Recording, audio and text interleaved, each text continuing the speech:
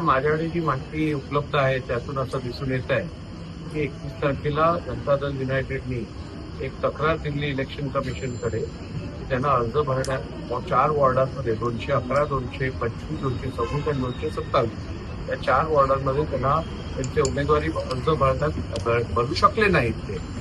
तर त्यानंतर दुसऱ्या दिवशी त्यांनी ती तक्रार मागे घेतली आहे आणि त्यात त्यांनी कारण असं दिलं आहे की आमच्याकडे आलेली माहिती चुकीची होती आणि खरं बघितलं तर 4 पैकी 3 वॉर्डांमध्ये त्यांच्या उमेदवाऱ्या भरल्या गेल्या होत्या.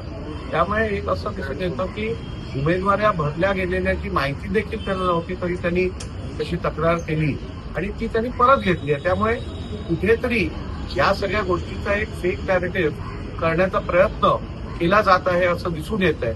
आणि मला वाटतं आता या सगळ्या बाबतीत अधिक न पडता, कारण आता निवडणुका सगळ्या सुरू आहेत, लोकांनी नियमाप्रमाणे आपापले अर्ज भरलेले आहेत, त्यानुसार आता निश्चितपणे लोक निवडणुका लढतील आणि सगळ्यांनी मिळून व्यवस्थित नियमाप्रमाणे डॉक्टर बाबासाहेब आंबेडकरांनी दिलेल्या संविधानाचं पालन करत योग्यरित्या निवडणूक लढूया आणि निर्णय जनतेवरती सोडूया.